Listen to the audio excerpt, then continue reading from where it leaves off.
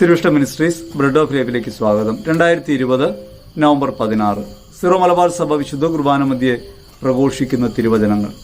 ഹെബ്രായർ ലേഖനം 13 അധ്യായം 9 മുതൽ 16 വരെയും, വിശുദ്ധ ലൂക്കാസ് സുവിശേഷം 11 അധ്യായം 1 മുതൽ 4 വരെയും തിരുവചനങ്ങൾ.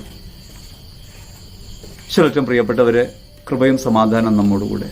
എങ്ങനെയാണ് പ്രാർത്ഥിക്കേണ്ടത്? എന്താണ് പ്രാർത്ഥന? സുവിശേഷത്തിൽ ശിഷ്യന്മാർ തങ്ങളെ പ്രാർത്ഥിക്കാൻ പഠിപ്പിക്കണമെന്ന് യേശുവിനോട് ആവശ്യപ്പെടുന്നുണ്ട്. നമുക്കിപ്പോഴും അറിയാതെ പോകുന്ന ഒന്നാണ് എന്താണ് പ്രാർത്ഥനയെന്ന്. പലവിധ മാർഗങ്ങളിലൂടെ, പലതരത്തിലുള്ള പ്രാർത്ഥനകളിലൂടെ ഒക്കെ നാം കടന്നു പോകും. യഥാർത്ഥത്തിൽ പ്രാർത്ഥന ദൈവവുമായുള്ളൊരു ബന്ധമാണ്. പിതാവായ ദൈവവുമായി ഹൃദയപരമായ ബന്ധം സ്ഥാപിക്കുന്നതിൻ്റെ പേരാണ് പ്രാർത്ഥന. യേശു ശിഷ്യന്മാരെ പ്രാർത്ഥിക്കാൻ പഠിപ്പിക്കുമ്പോൾ സ്വർഗസ്ഥനായ പിതാവേ എന്ന പ്രാർത്ഥനയാണ് പഠിപ്പിക്കുക. സ്വർഗസ്ഥനായ പിതാവ് ഞങ്ങളുടെ പിതാവാണ് എന്നൊരു ബോധ്യം നിലനിർത്തി പോകണമെന്ന് ഈ പ്രാർത്ഥന ഓർമ്മിപ്പിക്കും. ഒരുപക്ഷെ വളരെയധികം പ്രാവശ്യം ജീവിതത്തിൽ ചൊല്ലിയിട്ടുള്ള ഒരു പ്രാർത്ഥനയാണിത്.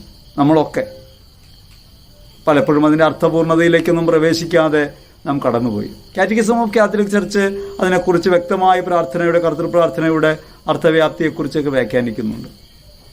അവിടെയും നമ്മളതൊക്കെ വായിച്ചിട്ട് കേവലം ജ്ഞാനമായി തിരിച്ചറിഞ്ഞ് സ്വീകരിച്ചൊക്കെ വയ്ക്കും. ഹൃദയപരമായൊരു ബന്ധമാക്കി പ്രാർത്ഥനയെ മാറ്റാൻ നമുക്ക് പലപ്പോഴും കഴിയാതെ പോകുന്നുണ്ട്. പിതാവായ ദൈവത്തെ പിതാവേ എന്ന് വിളിക്കുമ്പോൾ എല്ലാവരും സഹോദരങ്ങളാണ് എന്നൊരു ബോധ്യത്തിലേക്ക് നമുക്ക് വളരാൻ കഴിഞ്ഞില്ലെങ്കിൽ ആ വിളിക്ക് അർത്ഥമില്ലാതായി പോകുമെന്ന കാര്യം പലപ്പോഴും നമ്മൾ ഓർത്തിട്ടില്ല. ദൈവത്തെ പിതാവേ എന്ന് വിളിക്കുമ്പോൾ നിശ്ചയമായും ഭൂമിയിലുള്ള സകല മനുഷ്യരും എനിക്ക് സഹോദരങ്ങളായി മാറേണ്ടതുണ്ട്. അങ്ങനെ മാറുന്നില്ലെങ്കിൽ പിതാവേ എന്ന് വിളിക്കുന്നൊരർത്ഥമില്ല. സഹോദരർ എന്ന ചാക്രികലേഖനം ഇറക്കിക്കൊണ്ട് പാപ്പ പറയുന്നുണ്ട് സഹോദരങ്ങളെക്കുറിച്ച്. അവരുടെ വിശപ്പിൽ നമുക്ക് പങ്കുചേരാൻ കഴിയാതെ പോകുമ്പോൾ, അവരുടെ വിശപ്പിന് നമുക്ക് ഭക്ഷണമായി മാറാൻ കഴിയാതെ പോകുമ്പോൾ, മുറിച്ചു വിളമ്പൽ സാധ്യമല്ലാതെ വരുമ്പോൾ സഹോദരൻ എന്ന് വിളിക്കുന്നതിൽ അർത്ഥമില്ലാതായി പോകും. തെരുവിൽ ഒരുവൻ കിടന്നുറങ്ങുമ്പോൾ അവന് ഉറങ്ങാൻ ഇടം കൊടുക്കാതിരുന്നാൽ ഞാൻ അവന് സഹോദരൻ എന്ന് വിളിക്കുന്നതിൽ എന്തർത്ഥം? അപ്രകാരം ലോകത്തിൽ വേദനകളിലും കഷ്ടതകളിലും ഞെരുക്കങ്ങളിലും കഴിയുന്ന അനേകരുണ്ടായിരിക്കെ, എൻ്റെ ഇഷ്ടത്തിനപ്പുറത്ത് പുറത്തു നിൽക്കുന്ന, എൻ്റെ ഹൃദയത്തിന് പുറത്തു നിൽക്കുന്ന അനേകരുണ്ടായിരിക്കെ എങ്ങനെയാണ് ഞാൻ പിതാവേ എന്ന് ദൈവത്തെ വിളിക്കുക?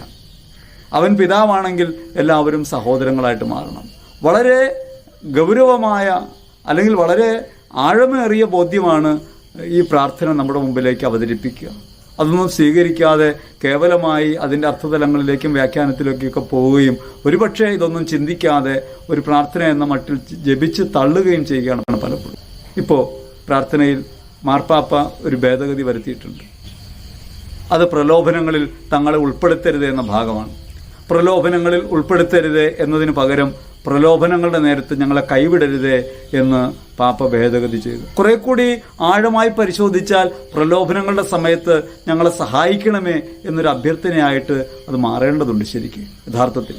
അപ്പോൾ നമ്മുടെ ജീവിതത്തിൻ്റെ പ്രതികൂലങ്ങളിലും പ്രലോഭനങ്ങളിലും വീഴ്ചകളിലുമൊക്കെ കൂടെയുള്ളൊരു ക്രിസ്തുവിനെ തിരിച്ചറിഞ്ഞ് ജീവിക്കാൻ വേണ്ടിയാണ് പ്രാർത്ഥനയെന്നും, ഈ ബന്ധത്തിനകത്ത് ഞാൻ നിലനിൽക്കുമ്പോൾ സാഹോദര്യത്തിലും ഞാൻ നിലനിൽക്കുന്നുവെന്നും, അപ്രകാരം ഒരു സമ്പൂർണ്ണതയുടെ പദവിയിലേക്ക് എന്നെ ഉയർത്തുകയാണ് പ്രാർത്ഥനയുടെ ലക്ഷ്യമെന്നും തിരിച്ചറിയാൻ കഴിയുമെങ്കിൽ ഓരോ പ്രാവശ്യവും സ്വർഗസ്ഥനായ പിതാവേ എന്ന പ്രാർത്ഥന ചെല്ലുന്നത് കേവലം ചൊല്ലലല്ലാതെ ഇപ്രകാരം പ്രാർത്ഥിക്കുവിൻ, ഈ ഒരു മനോഭാവത്തോടെ, ഈ ഒരു നിലപാടോടെ, ഈ ഒരു ബോധത്തോടെ പ്രാർത്ഥിക്കുവിൻ എന്ന നിലയ്ക്ക് നമുക്ക് കുറെ കൂടി ആഴമേറിയ അനുഭവം പകരുന്നതായിട്ട് മാറും.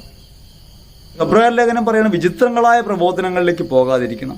പലപ്പോഴും എന്തൊക്കെ തരത്തിലുള്ള പ്രാർത്ഥനാഭ്യാസങ്ങളാണ് നാം നാളുതോറും പുതിയതായി കേട്ടുകൊണ്ടിരിക്കുന്ന പുതിയ പുതിയ മാർഗങ്ങൾ, പുതിയ പുതിയ രീതികൾ. ഇങ്ങനെ പ്രാർത്ഥിക്ക്, 153 പ്രാവശ്യം വചനം പറയ്, അനുഗ്രഹക്കൊന്ത ചെല്ല്. പലതരത്തിലുള്ള പ്രാർത്ഥനയിലെ വൈചിത്ര്യങ്ങളും വൈജാത്യങ്ങളും കൊണ്ട് ഏതോ തരത്തിലുള്ള ഒരു ആത്മസുഖം അനുഭവിക്കാൻ കഴിയുമെന്ന നിലയ്ക്ക് പഠിപ്പിച്ചുകൊണ്ടിരിക്കുകയാണ് പലപ്പോഴും നമ്മൾ. യഥാർത്ഥത്തിൽ അതിൻ്റെയൊക്കെ കുഴപ്പമെന്താണ്? ആചാരപരതയുടെയും ബാഹ്യതയുടെയും ഒക്കെ തലത്തിലേക്ക് പോകുന്നു എന്നല്ലാതെ അതൊന്നും യഥാർത്ഥത്തിൽ ഗുണപ്പെടുന്നില്ലെന്ന് ഹെബ്രായർ ലേഖനം ഓർമ്മിപ്പിക്കും. യഥാർത്ഥത്തിൽ ക്രിസ്തു നമുക്ക് വേണ്ടി പീഡയേറ്റ് മരിച്ചുവെന്നും അവൻ്റെ രക്തത്താൽ നാം വിമോചിതരായെന്നും അവനിൽ നാം സാഹോദര്യത്തിലേക്ക് ഉയർന്നിട്ടുണ്ടെന്നും പിതാവിൻ്റെ പുത്രസ്ഥാനത്തേക്ക് നമ്മളും വന്നിട്ടുണ്ടെന്നും ഹൃദയപരമായി അനുഭവിക്കുകയും അറിയുകയും ചെയ്യുന്നതിനോളം വലിയൊരു കാര്യം പ്രാർത്ഥന വഴി നേടാനില്ല. അപ്രകാരം ഒരു ബോധ്യം നമുക്കുണ്ടാകുമ്പോൾ അവരൻ സഹോദരനായിട്ട് മാറുന്നു, നമ്മുടെ ശരീരത്തിൻ്റെ ഭാഗമായിട്ട് മാറുന്നു, ഒന്നായിത്തീരുന്നു. അങ്ങനെ എനിക്ക് ക്രിസ്തു എപ്രകാരമോ അപ്രകാരം അവരിനുമായിത്തീരുന്നു, ക്രിസ്തുവിൽ ഒന്നായിത്തീരുന്ന അനുഭവത്തിലേക്ക് നാം ഉയരുന്നു. പ്രാർത്ഥന വഴി നാം ആർജിക്കേണ്ട യഥാർത്ഥ ബോധവും യഥാർത്ഥ അനുഭവവും ഇപ്രകാരമുള്ളതാണ്. ഇതൊരു അനുഭൂതിയുടെ തലം മാത്രമല്ല, ഒരു ജീവിതത്തിൻ്റെ നിരന്തരമായ പ്രായോഗിക വഴിയെ പരിപോഷിപ്പിക്കുന്ന അല്ലെങ്കിൽ ജ്വലിപ്പിക്കുന്ന ഒരു സുവിശേഷ പ്രവർത്തനം കൂടിയായി മാറും. അപ്പോൾ ജീവിതത്തിൽ നമ്മുടെ ഓരോ നിമിഷത്തെയും മുന്നോട്ടുള്ള പ്രയാണത്തിൽ ഈ ക്രിസ്തുബോധം നിലനിൽക്കുകയും പിതാവായ ദൈവത്തോട് പുത്രസ്ഥാനത്ത് നിന്നുകൊണ്ടും അതേപോലെ തന്നെ സകലരോടും സാഹോദര്യത്തിൽ നിലകൊണ്ടുകൊണ്ടും മുൻപോട്ട് പോകാനുള്ള ഒന്നാണ് പ്രാർത്ഥനയും അതിൻ്റെ അനുഭവതലവും എന്ന് നമുക്ക് തിരിച്ചറിയാൻ കഴിയണം.